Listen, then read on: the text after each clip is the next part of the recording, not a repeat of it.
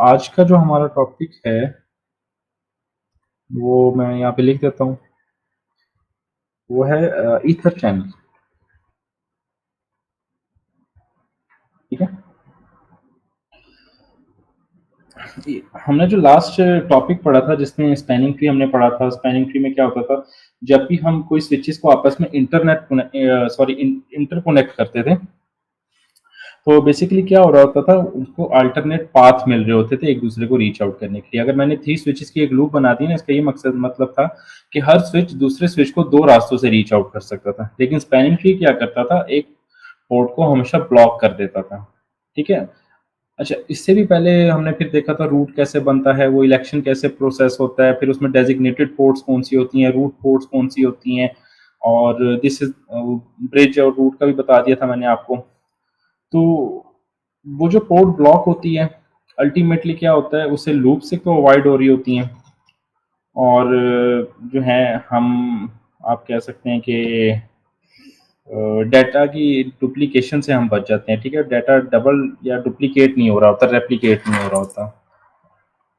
अब होता क्या है कि जब मैं लास्ट टाइम भी बात कर रहा था कि अगर किसी ऑर्गेनाइजेशन में हैं आप, ठीक है, अब मैं अपनी कंपनी की अगर आपको दिखाऊं इंटरनेट कनेक्शन, मैं ऑफिस में इस टाइम बैठा हूँ और देखें हमारे पास 2 कनेक्शंस हैं इस टाइम हमने लिए हुए हैं। एक है हमारे पास नेटल का जो कनेक्टेड है साथ, जिसकी स्पीड अच्छी होती है, और सेकंड हमारे पास पीटीसीएल भी है। ठीक है।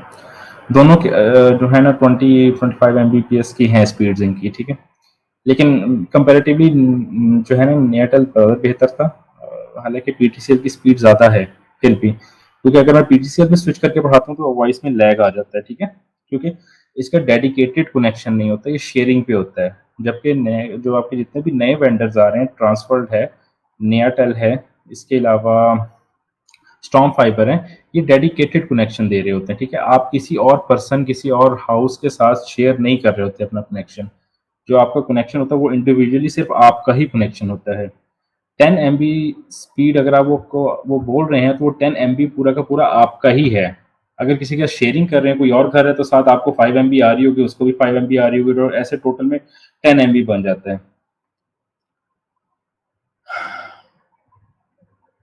लाइनेक्स में भी आप डाउनलोड कर सकते हैं, कमेंट सेक्शन में मैं देख रहा हूँ, लाइनेक्स में भी आप डाउनलोड कर सकते हैं, हो जाएगा। या लाइनेक्स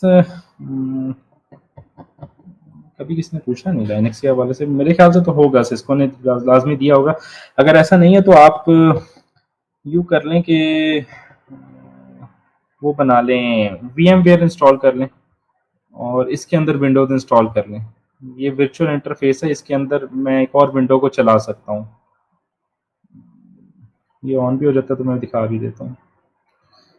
अच्छा, मेरे पास 2 कनेक्शंस हैं इस टाइम पे, नेटल एंड पीटीसीएल, जो मैं बता रहा था। Coming back to the point, 2 connection लेने का मकसद क्या है? कंपनी को शौक तो नहीं होता कि वो खर्चे करे एक्स्ट्रा, क्यों उसने कनेक्शन लिया हुआ है? ताकि आपके पास रिडंडेंट लिंक अवेलेबल हो। लेट्स सपोज पीटीसीएल में कोई प्रॉब्लम हो जाती है तो आपके पास नेटल अवेलेबल है, आपके काम रुकते नहीं है। ठीक है। कंपनी आपकी सफ़र नहीं करती, कोई ट्रांजैक्शंस अगर परफॉर्म हो रही हैं वाया इंटरनेट तो वो कोलैप्स नहीं करेंगी। तो रिडंडेंट लिंक्स इसलिए ज़रूरी होते हैं। अब स्विचेस के दरमियान जब भी हम रिडंडेंट लिंक्स या मल्टीपल लिंक्स बनाते हैं तो उसमें प्रॉब्लम आ जाती है कि स्पैनिंग ट्री उनको ब्लॉक कर देता है, क्यों? ताकि लूप्स क्रिएट ना हो या डुप्लीकेशन ना हो डाटा की। तो उस चीज़ को हम ओवरकम कैसे कर सकते हैं? हम क्या कर सकते हैं कि देखें, अगर 25 एमबीपीएस लेट्स सपोज मेरे पास पीटीसीएल की और 20 एमबीपीएस मेरे पास नेक्स्ट लेवल की है, तो क्या कोई ऐसा फिनोमिना नहीं हो सकता कि इन दोनों की स्पीड को मैं इकट्ठा यूटिलाइज कर लूँ और मेरे पास 45 एमबीपीएस कंज्यूम हो रहा हो? ठीक है।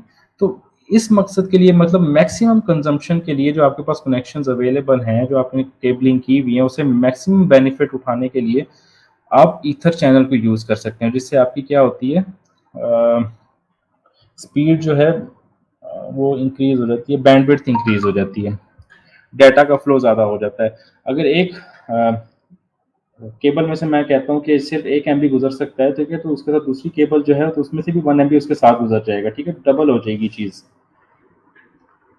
अच्छा, VMware इसमें आप विंडोज़ इंस्टॉल कर सकते हैं। फाइल जिस तरह ISO फाइल होती है वो यहाँ पे क्रिएट न्यू वर्चुअल मशीन करके यहाँ पे साइड पे टैब आ जाएगा। मैंने इंस्टॉल किया हुआ था आई थिंक सो, लेकिन अब आ नहीं रहा नज़र। तो इसके थ्रू, इस सॉफ्टवेयर के थ्रू ना आप चला सकते हैं विंडोज लाइनक्स के अंदर। तो उस पर पैकेट ट्रेसर बेशक इंस्टॉल कर लीजिएगा। ठीक है, तो इन अ लार्जर सेंस, अब अगर मैं पेंट ओपन कर देता हूँ, मैंने अभी इसके, हम डिटेल में थोड़ा सा स्टडी करेंगे इसको, ज़्यादा नहीं है इसमें, बट इसकी टाइप्स हैं कुछ, मतलब आपको बतानी ज़रूरी है। मेरे पास अगर दो स्विचेस हैं,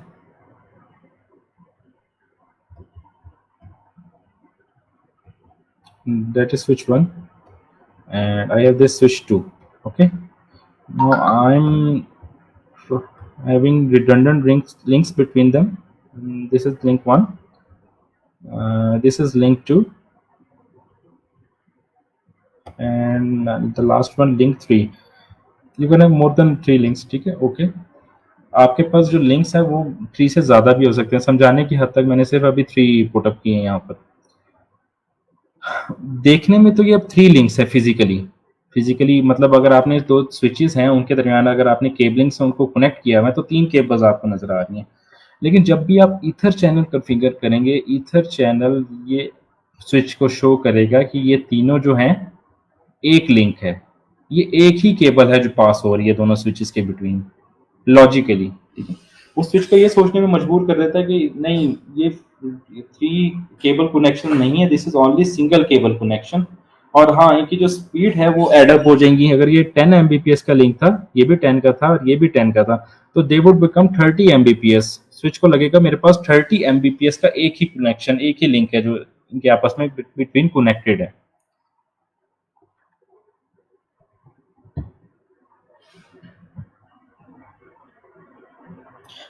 नेट अकेड पे, वो नेट अकेड में मैं वही पढ़ा रहा हूँ आप लोगों को। आप अपने तौर पे उसको पढ़ना चाहते हैं तो पढ़ सकते हैं, वो काफ़ी इंटरेक्टिव है उनका भी वहाँ पे चीज़ें और सब कुछ। ठीक है, तो the ether channel makes switch think that they have a single logical link between them. Clear है? आपको कॉन्सेप्ट की समझ आ गई स्टूडेंट्स? अच्छा, जिन्होंने पैकेट ट्रेसर यूबुंटू पे इंस्टॉल किया, जिन्होंने वो गाइड कर दो उनको जो लाइनक्स पे पूछ रहे हैं।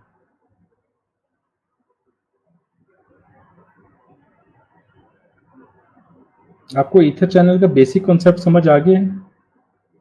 कमेंट सेक्शन में मुझे बताइए। जी, जो रिपीट का कह रहे हैं, दो स्विचेस के दरमियान जब हम मल्टीपल लिंक्स को लगा लेते हैं तो ईथर चैनल कॉन्फ़िगर करते हैं, तो स्विचेस को ये लगता है कि उनके दरमियान जो ये 3 लिंक्स हैं वो सिंगल लॉजिकल लिंक है, वो एक ही लिंक है, ना कि 3 लिंक्स हैं। ठीक है, अभी के लिए बस इतना ही समझ लें, क्योंकि आपने लेट ज्वाइन किया, तो अगर मैं सारा एक्सप्लेन करूँगा तो 15 मिनट फिर वहीं लग जाएंगे। तो ओवरव्यू मैंने आपको दे दिया है। उसी तरह जिस तरह मैंने डायग्राम बनाई है, मैं क्या करूँगा, 2 स्विचेस ले लेता हूँ। ठीक है, उनको मैं यहाँ पे सेंटर में प्लेस भी कर देता हूँ। Switch 1 and this is switch 2। Great. अब इनके दरमियान में मल्टीपल लिंक्स जो हैं वो कर देता हूँ, मल्टीपल पोर्ट्स पे मल्टीपल कनेक्ट कर देता हूँ। This is port 1, port 2, port 3। अच्छा, इसको अगर देखें कितना टाइम ले रहा है स्पैनिंग ट्री अप होने में। अगर मैं इसको अनेबल करूँ, कॉन्फ़िग टर्मिनल में जाऊँ, spanning tree rapid PVST mode, rapid PVST enter करूँगा, ये अप हो जाएगा। और इसको भी कर दूंगा ताकि ऑरेंज से फॉरन ही हो जाए। Spanning tree mode rapid PVST enter.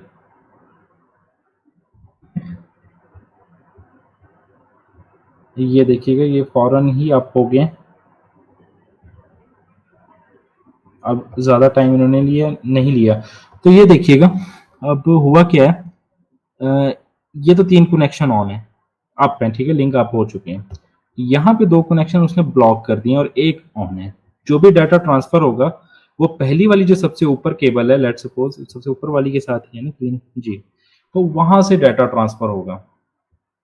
और स्विचेस को भी ये फील हो रहा है कि यार ये तो डिफरेंट हमारे पास लिंक्स हैं, और इसको हम वेरीफाई भी कैसे कर सकते हैं ये डिफरेंट है। मैं कमांड रन करता हूँ यहाँ पर,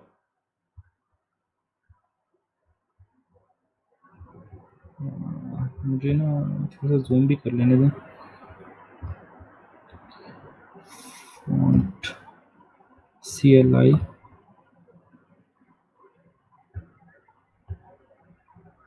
20 मैक्सिमम है।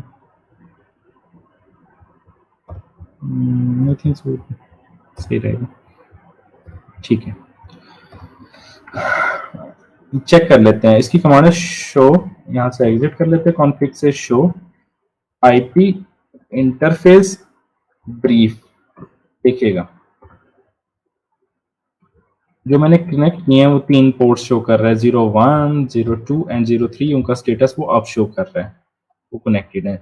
सिमिलरली यहाँ पे भी अगर मैं इसको रन करूं,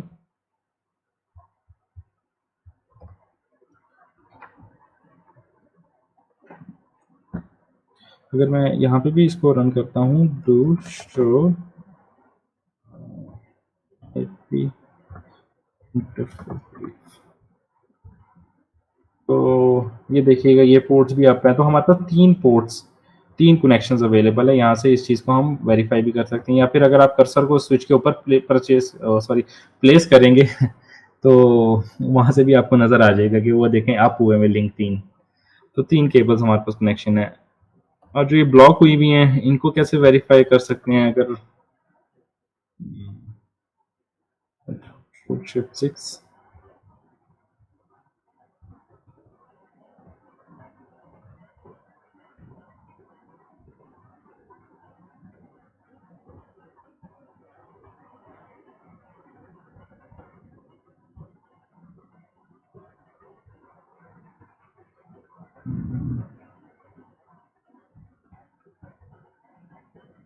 यहाँ पे नहीं है, कोई और कमांड थी, डोमेन लुकअप। उससे असल में ये होता है कि ये इस तरह से एरर नहीं आता फिर, अगर आपसे कोई रॉन्ग टाइप हो भी जाए।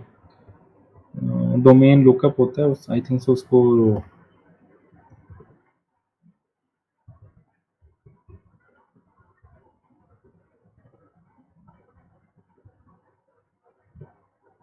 नहीं, इसको बाद में देख लेंगे।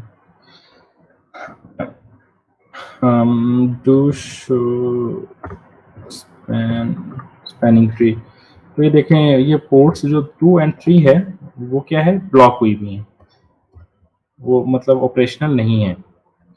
1 ऑपरेशनल है और वो रूट पोर्ट है। इसको हमने स्पैनिंग ट्री में स्टडी किया था, याद रखिएगा आप। तो अब इसको कैसे हम कर सकते हैं? ये इसकी फुली वर्किंग हम ईथर चैनल के थ्रू कर सकते हैं। उसको कॉन्फ़िगर करना होता है बोथ साइड्स पे हमने। तो उसकी कमांड्स क्या है हम देख लेते हैं। आपने क्या करना है, कॉन्फ़िगरेशन में जाना है और यहाँ पे कमांड है चैनल,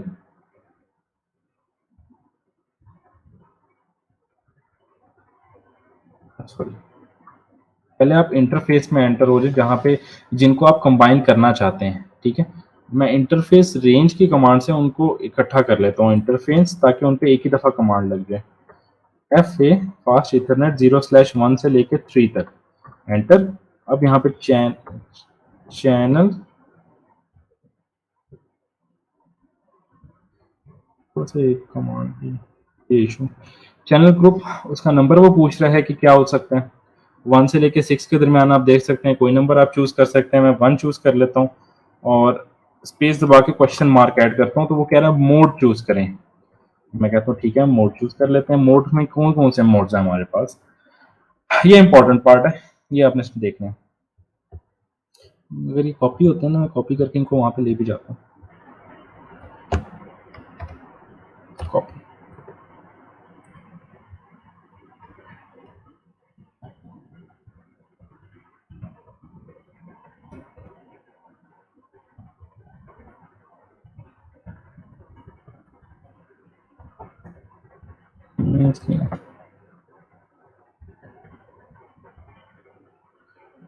माइनिंग मल्टीपल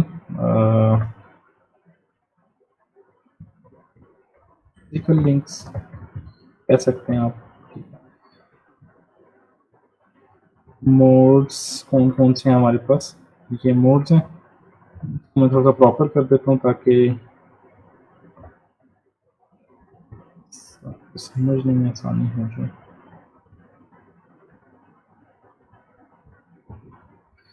थोड़ा सा great। ठीक है, सबसे पहले ऑन मोड, ठीक है, जिसको मैनुअल मोड भी कहते हैं हम। आप ऑन करेंगे, वहां पे जाके भी ऑन कर देंगे तो इट विल स्टार्ट वर्किंग, ठीक है, ऑटोमेटिकली। अच्छा, इसके बाद है एक्टिव एंड पैसिव, बल्कि उससे पहले हम इसको देख लेते हैं, ऑटो एंड डिजायरेबल, ये दो जो है। मैं एक्टिव को नीचे ही ले जाता हूँ उसके साथ, समझ में आपको समझ में कंट्रोल भी। Wait।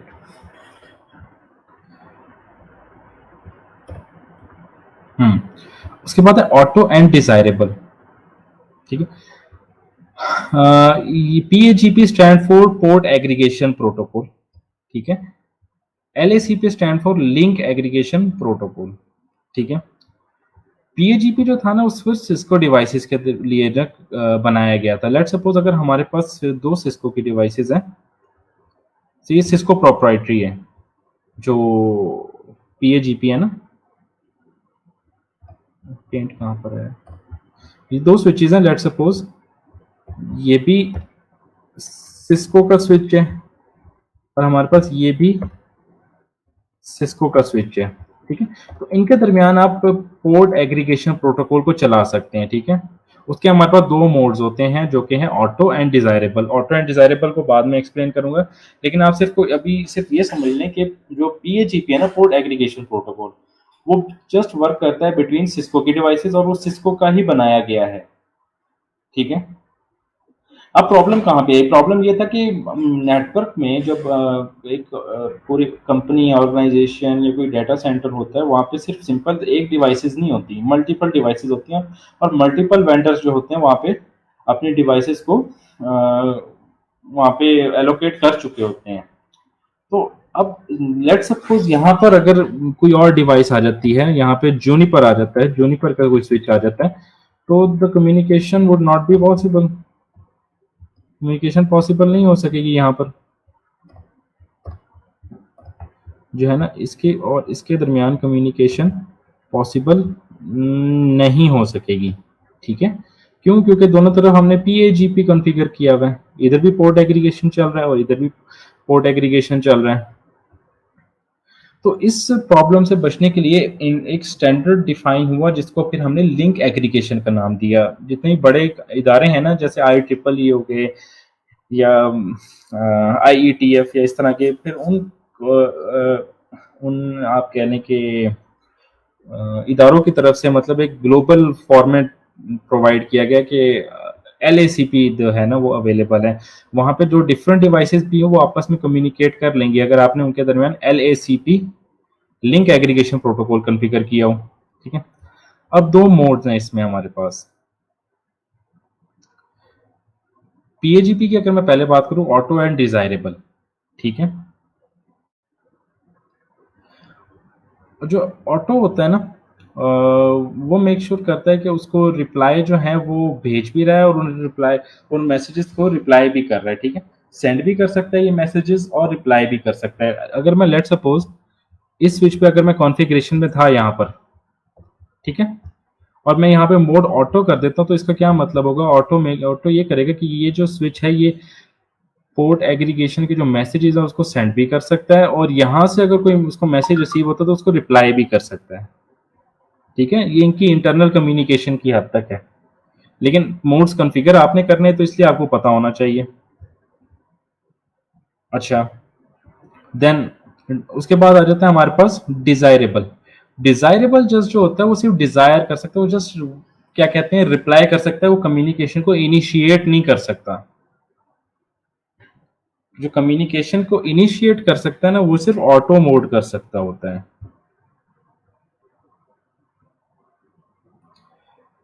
ये चीज क्लियर है आप लोगों को कि मतलब PAGP क्या होता है, LACP क्या होता है, और PAGP में ऑटो एंड डिजायरेबल क्या चीज है? अच्छा, मोड्स जो है ना हमारे पास दो तरह के हैं ईथर चैनल में, ठीक है। PAGP and LACP। PAGP Cisco ने बनाया अपने राउटर्स के दरमियान कम्युनिकेशन करने के लिए, अगर सिस्को से हट के आपके पास कोई राइटर राउटर है, जैसे मैंने बताया कोई सिस्को है, दूसरे एंड पे जूनिपर है आपके पास या फिर हुआवे का स्विच लगा हुआ है।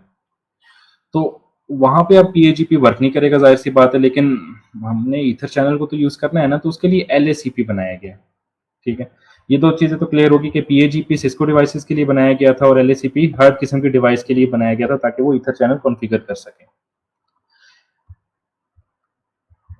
ठीक हो गया। अब जो पीएजीपी है इसके 2 मोड्स हैं, एक ऑटो मोड है और एक डिज़ायरेबल मोड है, ठीक है? मैं ऑटो के साथ लिख देता हूँ, पहले डिज़ायरेबल के साथ लिखता हूँ। डिज़ायरेबल मोड जो है ना, वो कैन सेंड मैसेजेस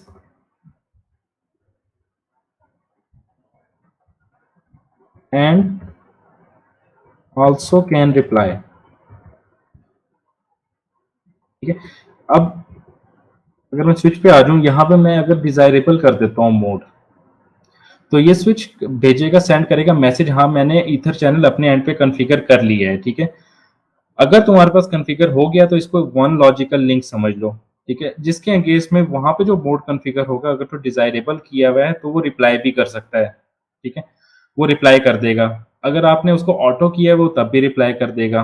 लेकिन अगर दोनों तरफ आपने ऑटो कर दिया तो वो सिर्फ़ दोनों रिप्लाई कर सकते हैं, उनमें से कम्युनिकेशन को तो कोई स्टार्ट कर ही नहीं सकता बताने के लिए कि मैंने ईथर चैनल कॉन्फ़िगर कर लिया, तुम बताओ अपनी सिचुएशन क्या है?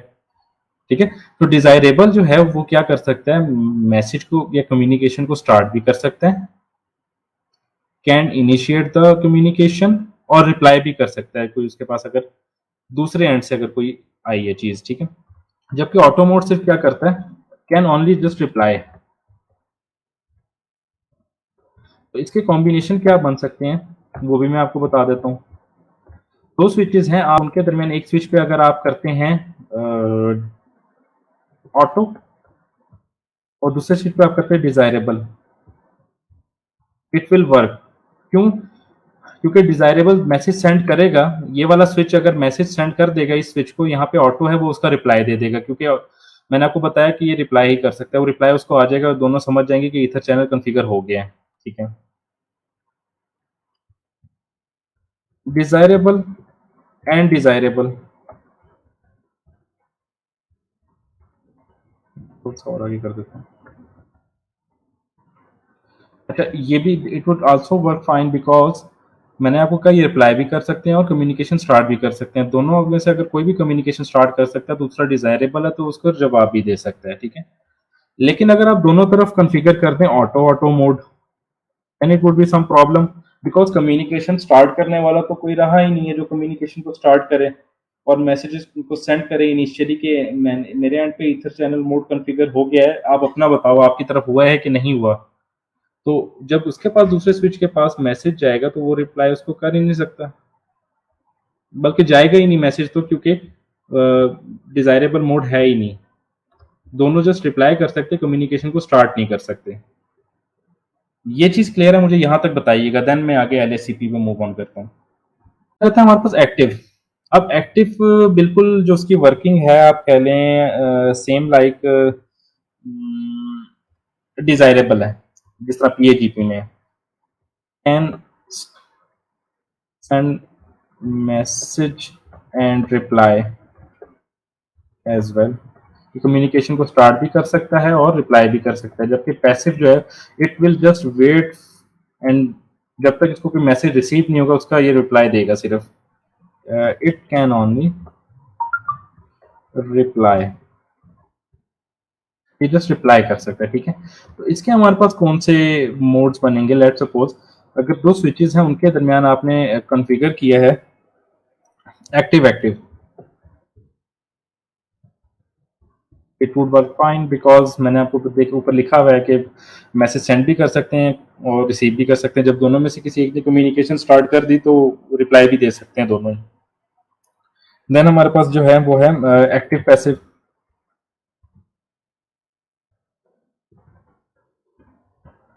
ठीक है? ये चीज़ है और